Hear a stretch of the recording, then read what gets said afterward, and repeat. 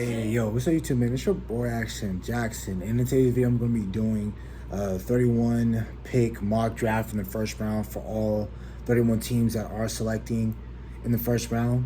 So before we hop to the video, I would appreciate if you guys would like the video, subscribe if you're new, comment, and share my video with anyone who you think might enjoy my content, man. So really, what I'm doing with this mock draft, as you guys can tell, every team that had a first round pick in the first round did a mock draft on, and each and every pick I have logical reasoning as to why I went with the pick that I did. And so yeah, man, just hopping straight into it. The number one overall pick who I went with, that the Carolina Panthers went with, was Bryce Young. Originally, Chicago had the number one pick. Carolina had the number 9th pick. Carolina moved up to 1 because they were in dire need to get a quarterback. I think they are right now looking to, flip that franchise because they know how weak the NFC South is and how it's up for the grabs. So they know that possibly if they can get the best quarterback in the draft, for me, which is Bryce Young, I think they get the best quarterback in the draft. They sell some solid weapons. Their defense is so young and making strides to become a better defense. I think they can possibly be one of the runner-ups to, not the runner-ups, but possibly even the team that wins the South, them or Atlanta, in my opinion. But I went with Bryce Young. He has a higher upside. And the reason why I know they're going to go a quarterback, and it makes sense, with the trade that had happened in March, I want to say, or February, that where the Carolina Panthers, they gave up day 2 draft capital for next year, a first-round pick for next year, and they had to give up their number 1 wide receiver in DJ Moore just to move up 8 spots.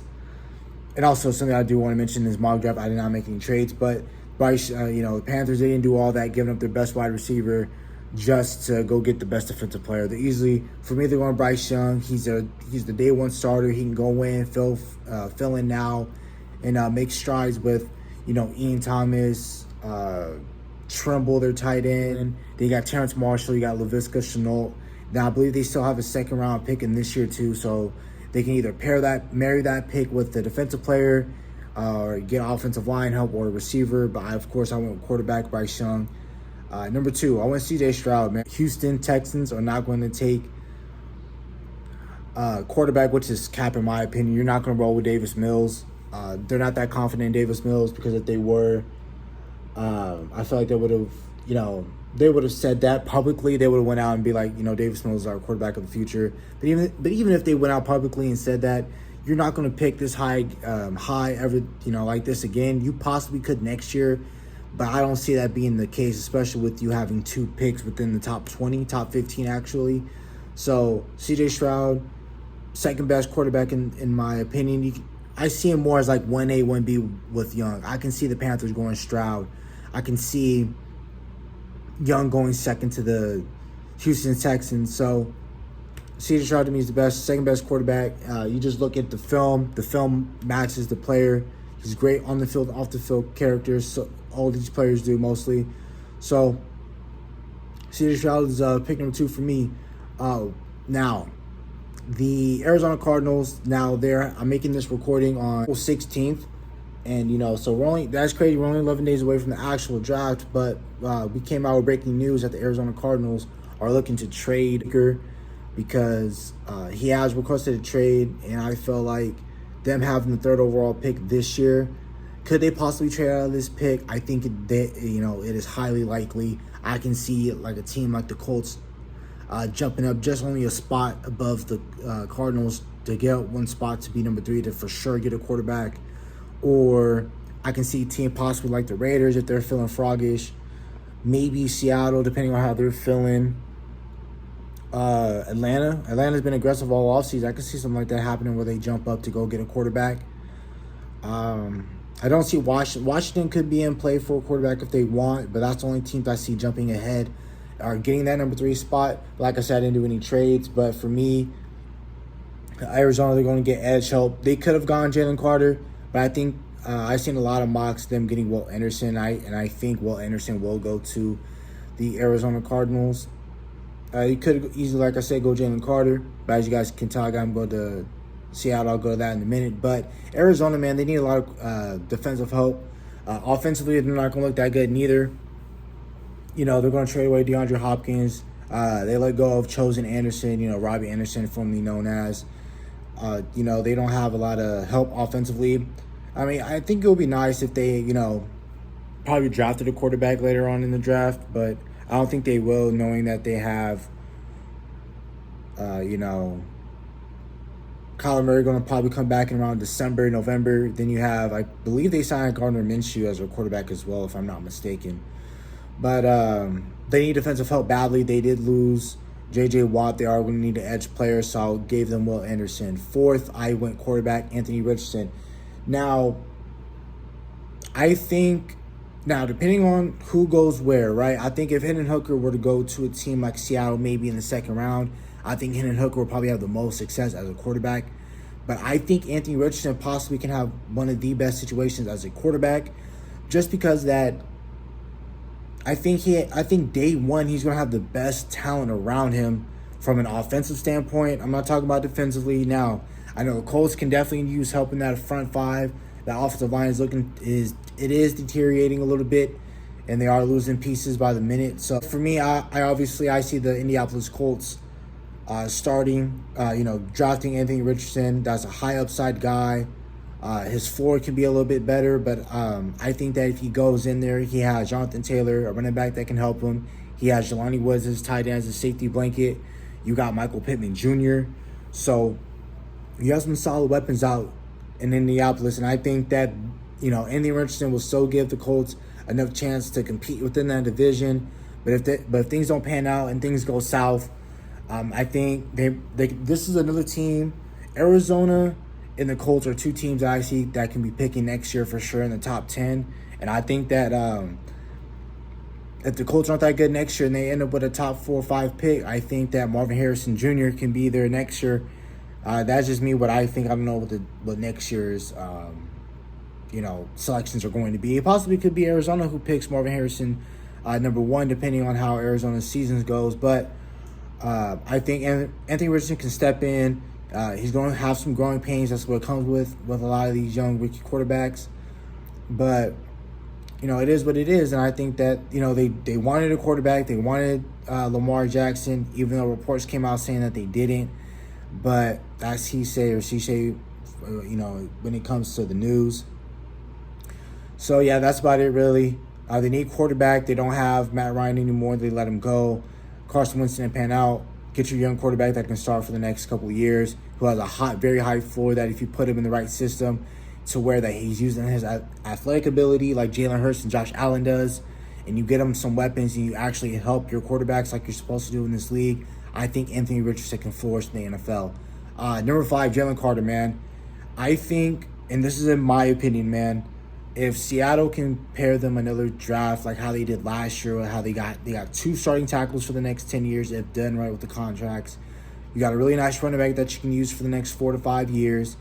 You got Boye Mafe, a nice edge. You got Tyreek Smith out of Ohio State that you picked up in the 5th round, along with Tariq Woolen, who's a stud of a corner. Yes, you could have gone Christian Gonzalez. You could have gone Joey Porter Jr. You could have gone another corner to help out on the other side, Tariq Woolen, to get you like an LOB type of defense. But I think that you're going to have the next coming of an LOB defense because they brought back Bobby Wagner.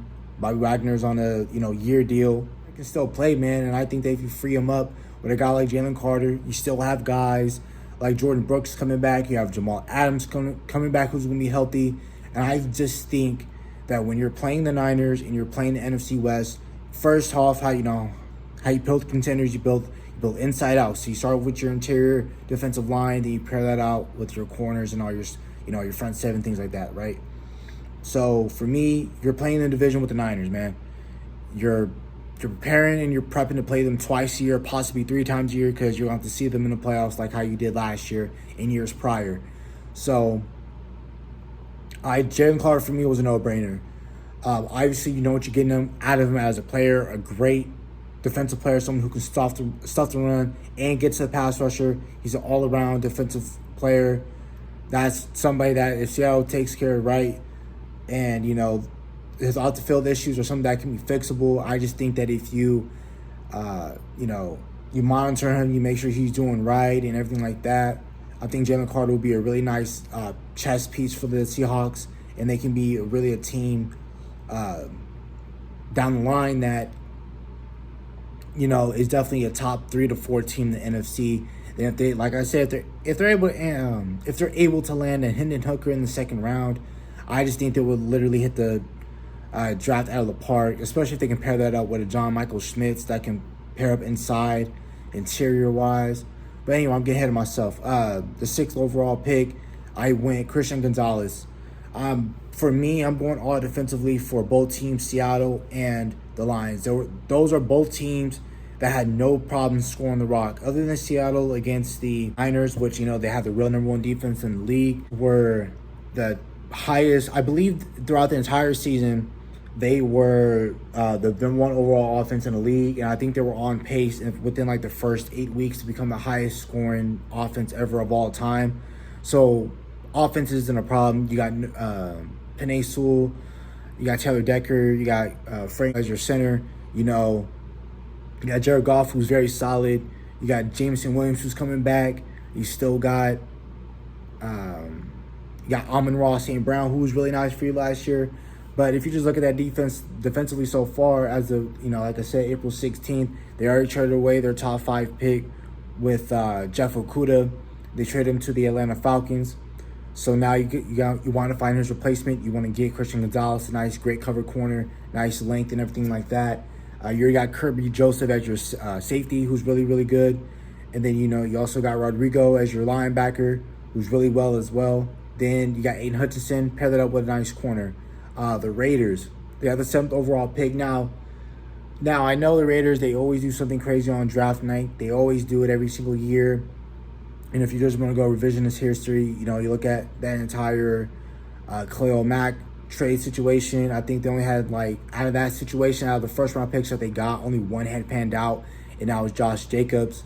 But, Jonathan Abram has been on 4 or 5 different teams since then. Damon Arnett is a complete bust. Henry Ruggs, we know about that situation. I get into that.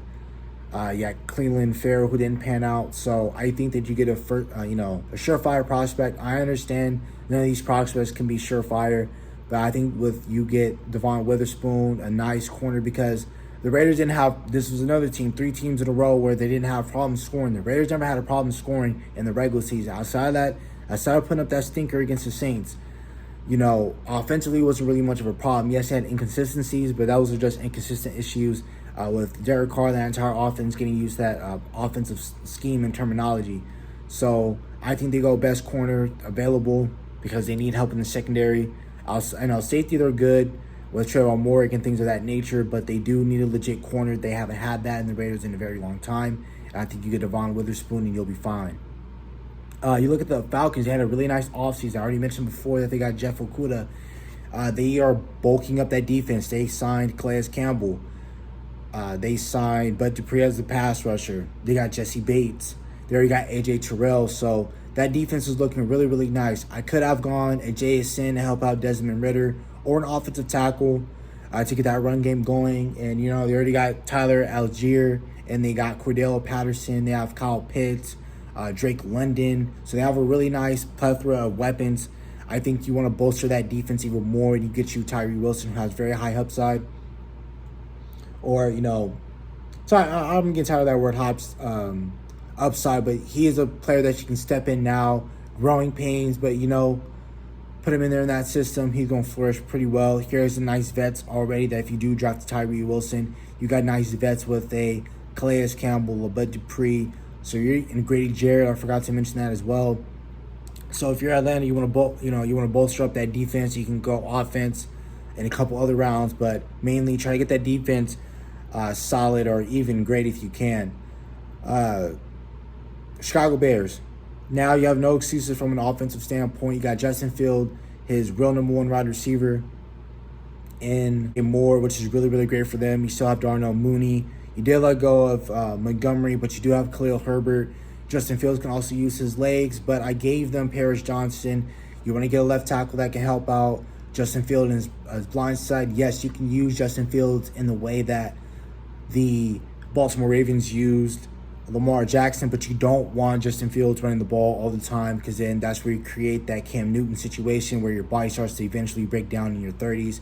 Don't use your quarterbacks like running backs, and you'll be fine. But Paris Johnson, nice, stable left tackle, amazing floor, can start for you right now. His ceiling is definitely somebody, a Hall of Famer, somebody that can be on your team for the next decade plus. So easily offensive tackle one, in my opinion.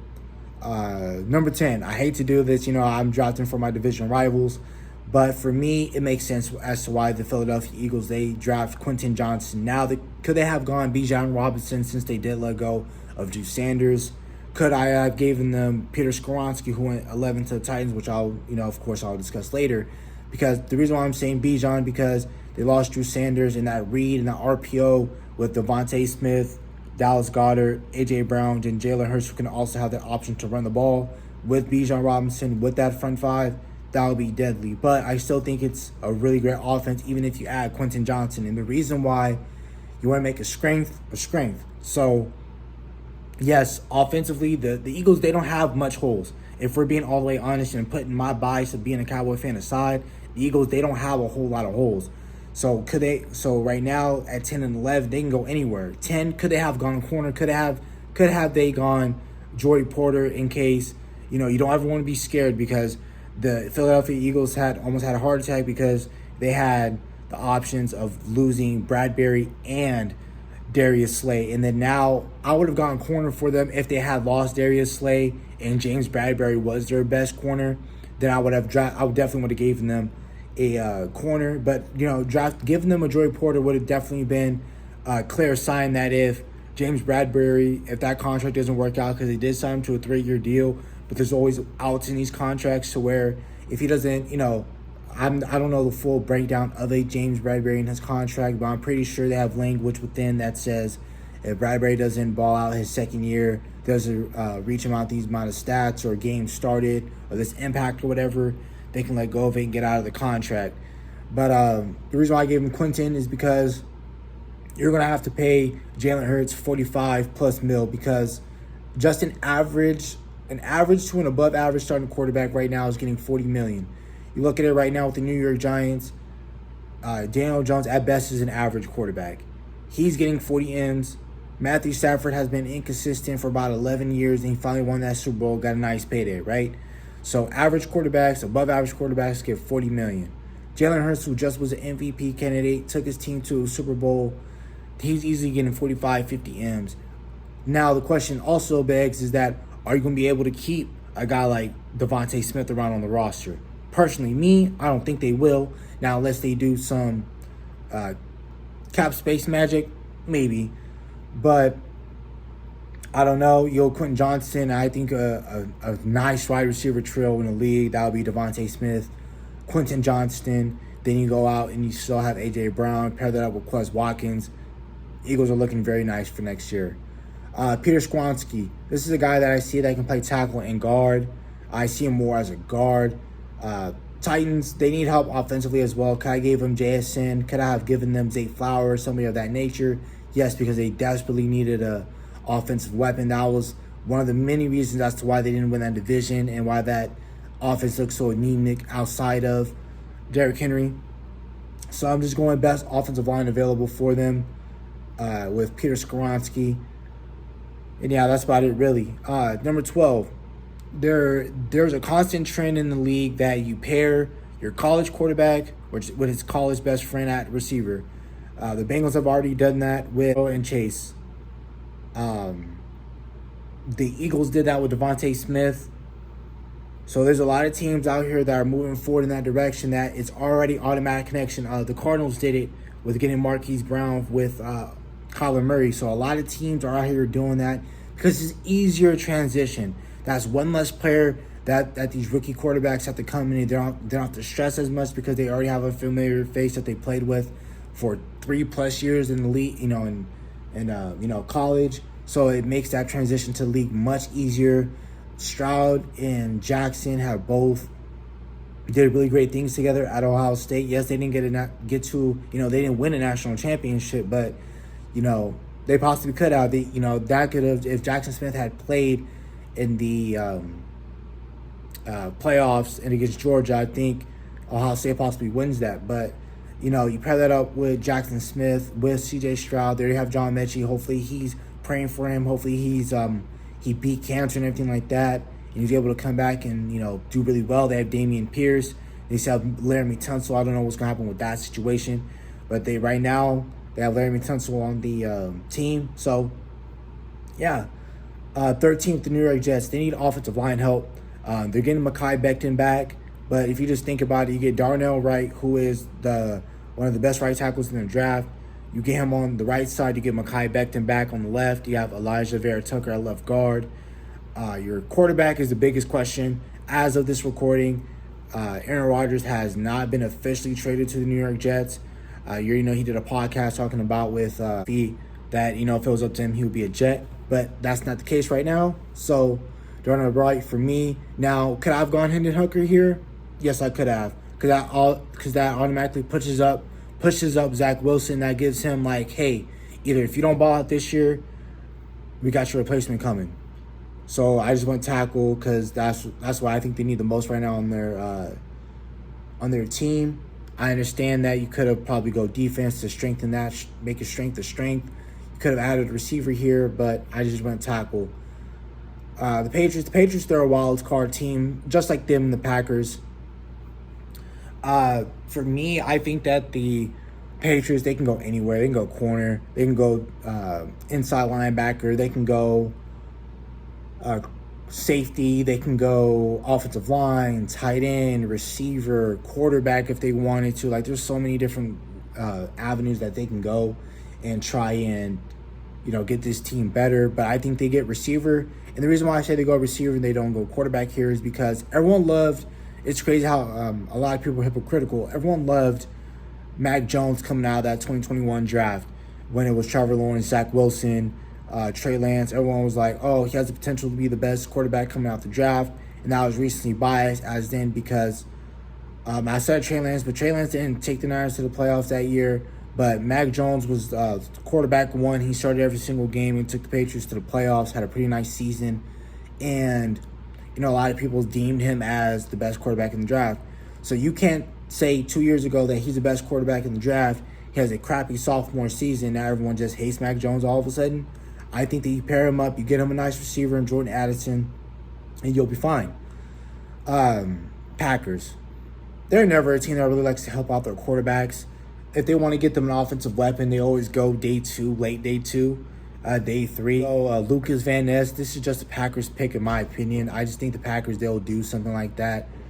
And they'll get an edge guy because they do need defensive help. So it's not completely out of the realm, but I don't see them going offensive help because they hardly ever do that in the first round. I think the last time they took a receiver first round was like 1980-something. So they're not really that fun. They're not that much of a team that loves to help out their quarterback or just get an offensive weapon in the first round. 16, Washington, I gave them Deonte Banks.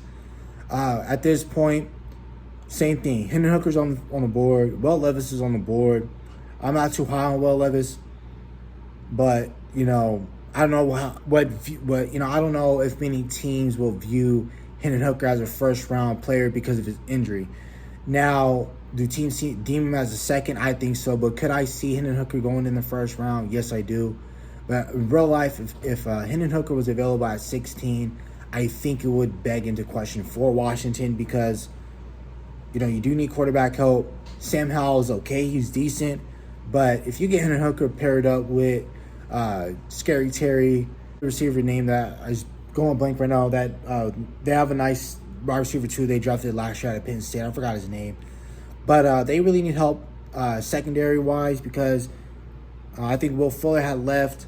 And I think, you know, you still got St. Juice there, but you want to get younger at that position. He's a Maryland kid, so he's used to the area, the DMV area. Deonte Banks going 16th to Washington for me is possible. You pair that up with the defensive line that everyone raves about, and, you know, they'll be fine. They already have a lot of people in our division along the NFC East that where, you know, you are playing a lot of great receivers. You know, now Brandon Cooks got added to the division along with CeeDee Lamb. Then you got the Eagles. Now, if the scenario is true, you get Quentin Johnson, that's a problem for Washington, along with you got Devontae and you got A.J. Brown. And then also you look at the Giants. They're definitely going to get better offensively. So, yeah, so that's how the first 16 picks had went. Now let's go to the second half of the draft. Joey Porter, he's already been acclimated already into Pittsburgh already. He grew up he grew up there basically. Like, he knows the players, he knows the organization, he knows the staff, he knows everybody. And I really believe that if Joey Porter is there at 17, I see the Steelers taking him, not only because his dad played there and he was a really, very great dude, Hall of Famer-like guy. I just think Joey Porter is a really great player, a really great corner. They need that. They need another stud corner to pair up with Patrick Peterson. You got Minkah Fitzpatrick. So now you got Minkah. You got Joey Porter for the next decade. Then you got T.J. Watt. Bro, like that defense for the Steelers will be transcendent, especially with Kenny Pickett coming into his second year. You want that defense to be consistently stout in Pittsburgh to where you guys never drop off in that department. You still got Deontay Johnson. You still got George Pickens, who's a dog. You still got Pat Freiermuth. I could have gone offensive tackle because they do need offensive line help. But I see the Steelers, if Joey Porter's there, they're taking him without a question. Lions. Kalijah Kancey's a really, really great defensive lineman. And you pair that up with Aiden Hutchinson. So now you can pair Kalijah inside or outside. You pair him with Aiden Hutchinson. I think that's going to be a really nice pairing.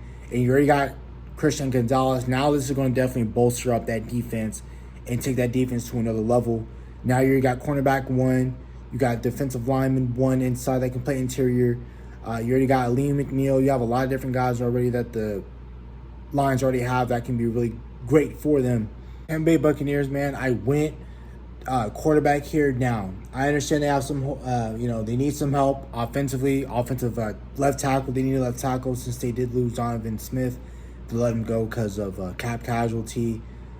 Devin White a couple of days ago requested out of Tampa. He wants out of there.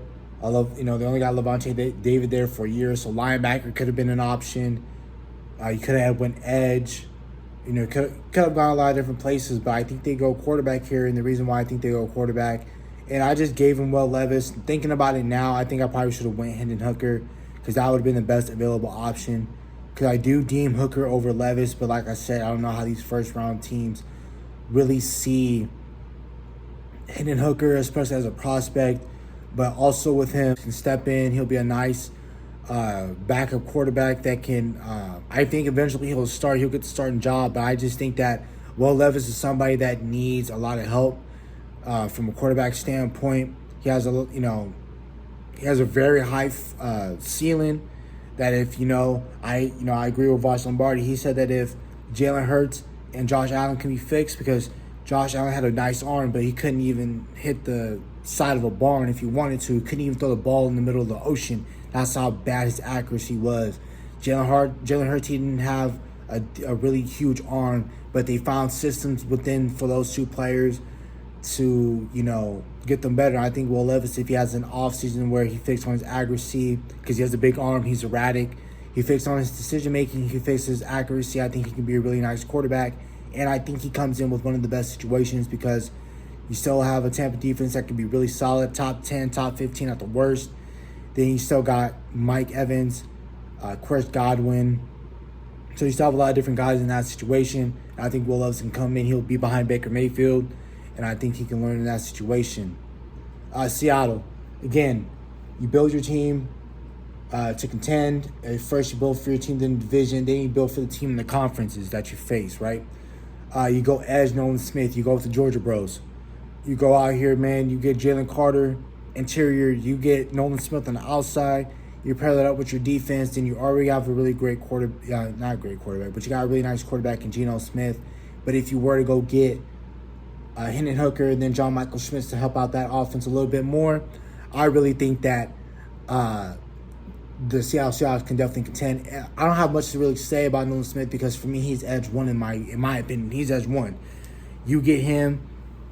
He's really stout in the run. You get that both with Nolan and Jalen Carter, both guys that can help out against the Niners and definitely make a better transition. Because if you just look at this team defensively, offense was not a problem. Again, defense, they had a lot of problem getting to the quarterback and stopping the run. You look at some games that teams were able to run the ball on them, like San Francisco, the Raiders, even the Detroit Lions when they played against each other last year. That game was a shootout, but still, you were able to run the ball on Seattle. Now you won't be able to run the ball as easily because you have Nolan Smith who can shut down the run, and you have Jalen Carter who can do that as well. And I think that if you're Seattle, you go defensive, draft heavy. You fix your trenches, offensively and defensively. You might want to add you another offensive weapon, whether that is whether that is wide receiver or tight end or even running back, like a Jahmyr Gibbs if you want in the second round as well. So that's why I went Nolan Smith for Seattle. Zay Flowers, for me, definitely a top 3 wide receiver in this class. I can definitely see him as wide receiver 1 in certain players' eyes. But look, the reason why I'm going to Zay Flowers right here, yes, they could have possibly have gone interior defensive line. They could have gone linebacker.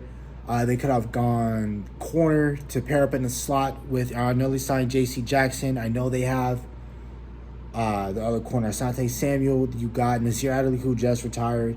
Then you had Derwin James. So, but right now, really, you get Zay Flowers because you're getting tired of Keenan Allen, man. And I understand as if you're a diehard Charger fan, you love Keenan Allen. But for real, man, you got to think about this. Keenan Allen misses long stretches of periods throughout the season, and then now you're down another offensive weapon. Now you only got Mike Williams, because if you leave out and you lead out Zay Flowers, who wasn't drafted yet, you had Jared Everett, who was solid, but you have Mike Williams as your best wide receiver.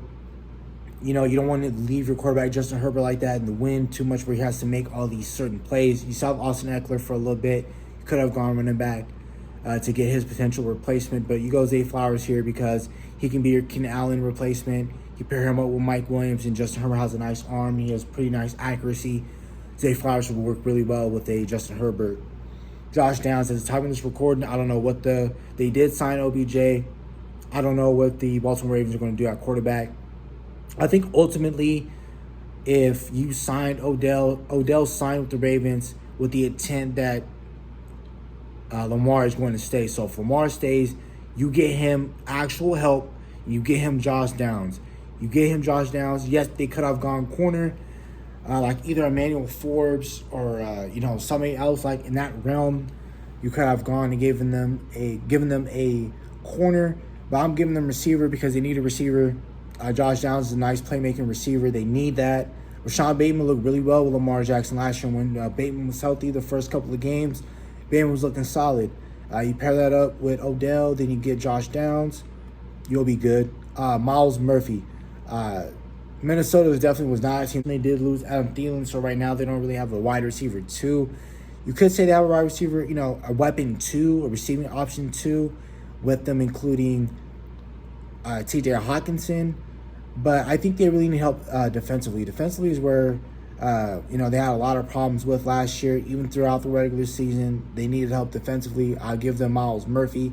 He's really stout in the run. He gets to the passer as well, but he's really like that DeMarcus Lawrence type where he can, step in, defend the run really well, has upside where he can be a nice edge dude that can come off the edge and make a player for you or two. So, yeah, man, that's where I went with that. Roderick Jones, offensive tackle. You did lose Jawan Taylor in the offseason. If you're the Jacksonville Jaguars, you still can add to that defense, but they're still young. You have Andre Cisco, Josh Allen. You still have a couple pieces on that defense that, you definitely could have added defensively right here. But I think you go out and go get your offensive tackle. Jaguars, you plug him in at right tackle. You got Cam Robinson at left tackle. You should be fine to rock forward because now you got Travis Etienne, Trevor Lawrence, Evan Ingram, Calvin Ridley. You got Christian Kirk. So you're good out there in Jacksonville. Built that offensive line, you'll be all right. You'll be able to win that division again and be a higher seed than more than a 4th seed, I think, next year. Emmanuel Forbes. The Giants, in my opinion, have the same amount of needs as the Cowboys. They can use help at receiver. They can use help interiorly because on their offensive tackles, you already got your booking tackles with Thomas and Neal. You could have gone John Michael Schmitz or Steve Avila or Osiris Torrance.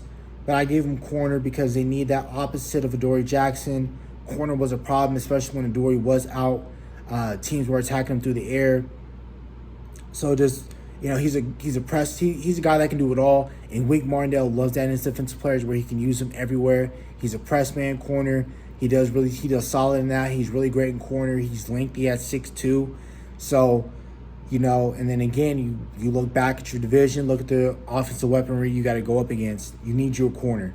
26, man. I went Bijan Robinson. Now, I know you don't want to pick running back, and I know that because I deem first-round players as a guy that you look at to be on your team for the next 10-plus years. Is Bijan somebody that can possibly be there for 10 years?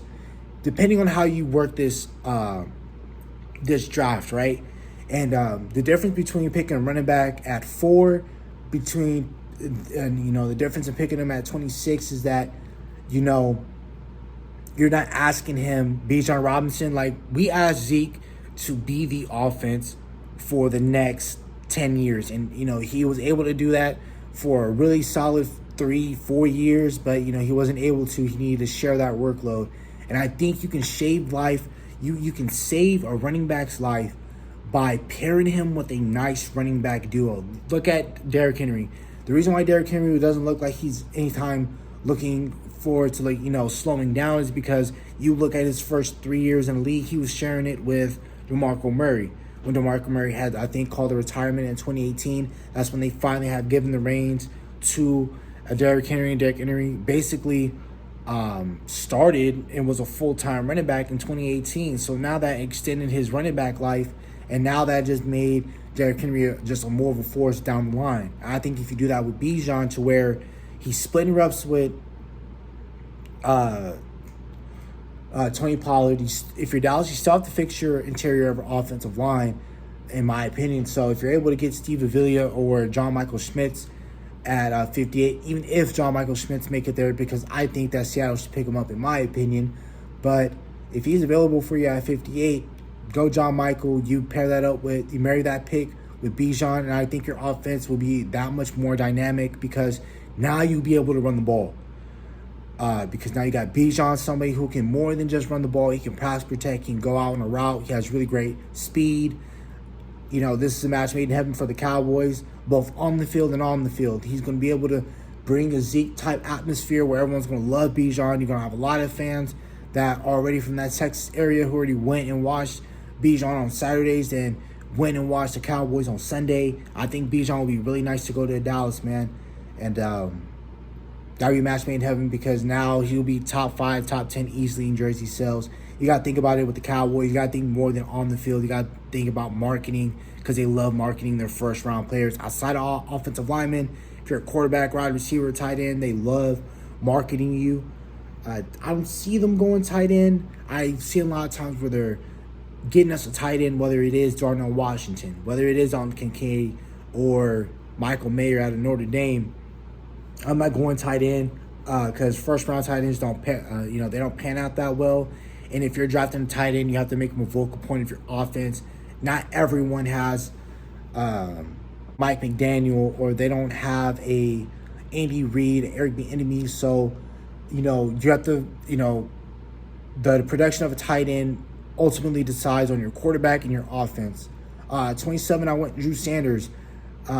Easily, look, the Bills definitely want to upgrade out that linebacker position. They did lose Tremaine Edmonds to the Chicago Bears. Also, you want to get that defense even more so. You can't take a step back offensively and defensively. Something needs to either stay the same, stay solid, or get better. Make Drew Sanders your inside interior linebacker. I could have gone Jack Campbell.